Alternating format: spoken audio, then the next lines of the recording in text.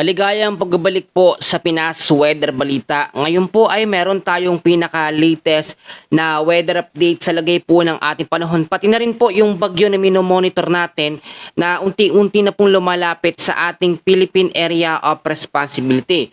So unahin na muna natin yung track and forecast intensity ng bagyo po na nasa labas ng ating bansa. Ito po sa ngayon ay tinatawag na Bagyong Hagupit, international name po niya.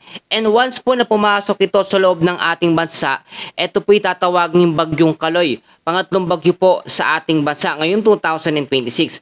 Kung makikita nyo sa ating mapa, nandito na po ang tinatawag na track and intensity forecast ng Tropical Storm Hagupit.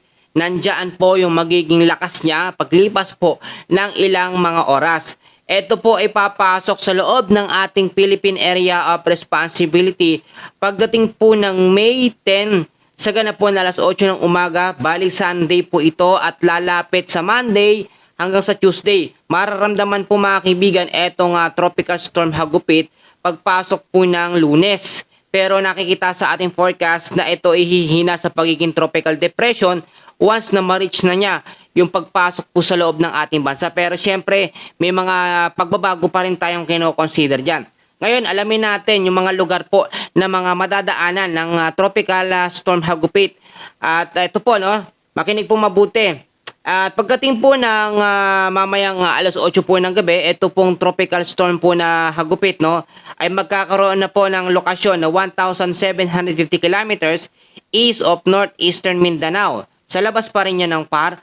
Pagdating naman po umaga bukas ho, May 8, 1,535 kilometers east of northeastern Mindanao pa rin ang kanyang magiging lokasyon. Pagdating naman po mga kaibigan ko, bukas po ng alas 8 ng gabi, ito ay unti-unti na lalapit na merong lokasyon na 1,320 kilometers east of northeastern Mindanao.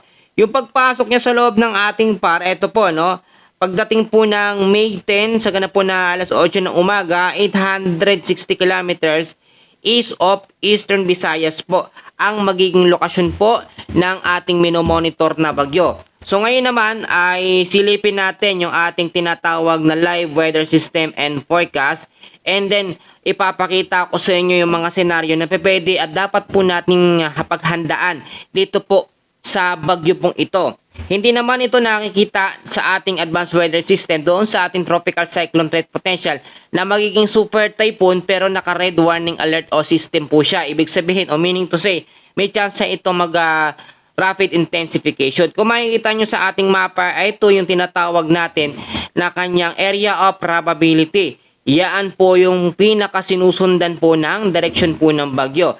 Sa pinakahuli pong pagtatala mga kaibigan ko, ito pong tropical cyclone na nasa labas ng ating bansa ay meron pong lokasyon po na 2,015 kilometers east of northeastern Mindanao. Tinataglay po nito sa ngayon ang hangin po na umaabot sa 65 kilometers per hour, malapit pa rin po sa may sentro, at may bugso naman na umaabot na sa 80 kilometers per hour. May pagkilos medyo bumilis pa westward sa bilis na 20 kilometers per hour. Bukod po dyan, nananatili pa rin ang LPA po, no, na nandito sa loob ng ating Philippine Area of Responsibility, pero ito po ay unti-unti nang nalulusaw. Pero bago yan malusaw, nagkakaroon pa yan ng direktang epekto o kakaunting epekto dito po sa area ng Eastern Visayas, no? Kasama po ang Negros Island Region, Caraga, Northern Mindanao, ang Davao Region at Zamboanga Peninsula. So yung mga lugar na yan, asahan natin ngayong hapon hanggang sa gabi ang cloudy skies with scattered rains and thunderstorms dahil po sa LPA. So dahil dyan sa LPA na yan, pwedeng mga pag-uulan ng maranasan. Kapag nawala naman at nalusaw yung LPA, ito naman ang papalit. Etong Tropical Storm Hagupit o tinatawag din natin na Bagyong Kaloy kapag nasa loob na ng ating Philippine Area of Responsibility. Bukod dyan sa bagyo na yan, bukod din sa LPA, present pa rin ang easterlies o maalinsangang hangin na nanggagaling sa karagatang Pasipiko, at nakikita nyo naman patuloy ang pag-ihip ng maalinsangan at mainit na hangin dyan po sa may karagatang Pasipiko, papasok po dito pasilangan po ng ating bansa. So ngayon naman, kung titignan ho ninyo yung mga kategorya ng bagyo na dapat natin pagandaan, ito pong Tropical Storm Hagupit, nasa level 2 po na kategory ng bagyo. Kapag ka level 2 po na category ng bagyo, kapag yan ay nagkaroon ng direktang tama or naglandfall sa mga lugar, pwede ho yang itaas sa signal number 2. Yun po ang ating senaryo diyan sa bagyo na yan. Ito po no, level 2 na category. So, ito, para din alam at meron tayong idea sa mga category ng bagyo, i-explain ko pong mabuti. Kapag meron po tayong tropical depression na bagyo, level 1 na category yan, at nagtataglayan ng hangin na 39 to 61 kilometers per hour, at yung mga lugar na naaapektuhan ng tropical depression, signal number 1 ang itinataas. Pag tropical storm tulad po nito, ito po, tropical storm ito po nasa tinatawag natin na level 2 na category. Tropical storm, merong lakas ng hangin o bilis ng hangin na 62 to 88 kilometers per hour. Diyan naglalaro ang hangin yan. At yan naman ay magtataas ng signal number 2 kapag nagkaroon ng direktang epekto sa mga lugar po na malalapit po sa kanya, yung mga direkta pong matatamaan. Kapag sinabi naman natin na level 3 na category, yan po dapat maghanda tayo, no? Kung kinakailangan mag-evacuate tayo dahil malakas ang epekto po ng level 3 na category ng bagyo. Pag level 3 naman po mga idol, yan po ang severe tropical storm na tinatawag, no, mga kababayan.